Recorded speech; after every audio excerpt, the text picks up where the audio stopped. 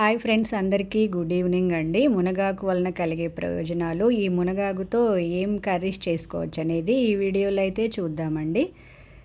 So మునగాకులో అయితే iron content ఎక్కువ ఉంటుందని చెప్తారు. ఇదైతే రోగ నిరోధక శక్తిని పెంచుతుందండి. రక్తంలో ఉన్న చక్కెర స్థాయిని నిరోధిస్తుంది. ఎముకలు బలంగా ఉండడానికి, అంటే మునగాకులో కాల్షియం ఎక్కువగా ఉంటుంది. అందువల్ల ఎముకలు బలంగా ఉండడానికి, అలాగే గుండె ఆరోగ్యానికి చాలా మంచిదండి ఈ మునగాకు అయితే. సో ఈ మునగాకుతో అయితే ఈరోజు నేను మునగాకు పప్పుని అయితే ప్రిపేర్ చేస్తున్నా అండి. దీనికోసం పప్పుని ఒక హాఫ్ అన్ అవర్ ముందే నానబెట్టుకొని 2-3 టైమ్స్ వాష్ చేసిన తర్వాత సరిపడినంత వాటర్ వేసుకోవాలండి.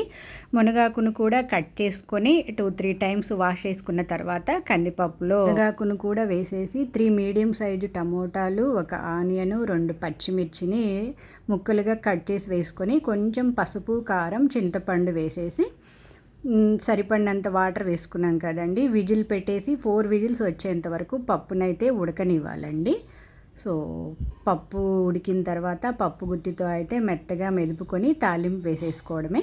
తాలింపు తెలుసు కదండి, కొంచెం ఆయిల్ వేసి ఆయిల్ హీట్ అయ్యాక తాలింపు గింజలు, ఆనియను, కరివేపాకు, ఇంగువ, ఖచ్చితంగా ఇంగువ కనుక వేసి తాలింపు పెట్టుకున్నాం అంటే పప్పు అనేది చాలా టేస్ట్గా ఉంటుందండి. ఈ తాలింపుని పప్పులో మినిట్స్ కనుక పప్పుని ఉడకనిచ్చామంటే ఎన్నో ప్రయోజనాలున్న టేస్టీ అండ్ హెల్దీ మునగాకు పప్పు అయితే రెడీ అవుతుందండి.